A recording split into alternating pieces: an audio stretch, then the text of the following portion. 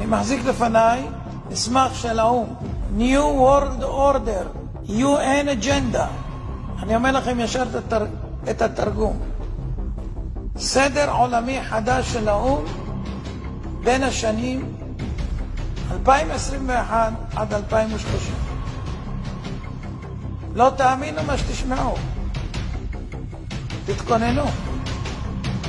קחו אוויר, תנשמו, ואל תתייאשו, יש אלוהים למעלה.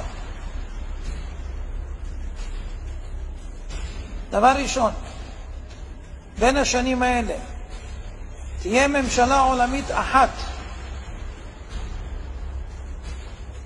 מטבע עולמי חסר מזומנים, בנק מרכזי עולמי, צבא עולמי אחד,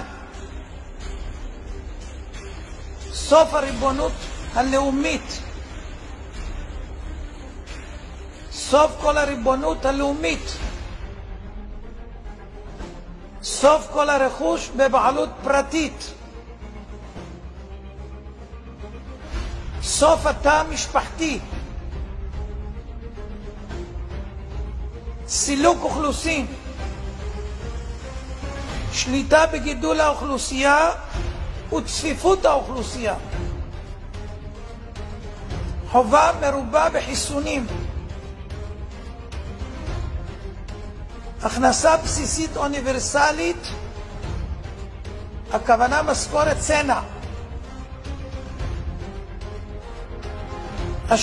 השתלת מיקרוצ'יפ לרכישה, נסיעות, מעקב ובקרה,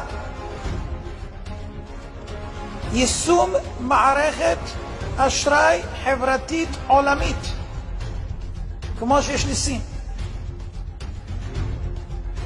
טריליוני מועמדים המחוברים למערכת הניטור G5,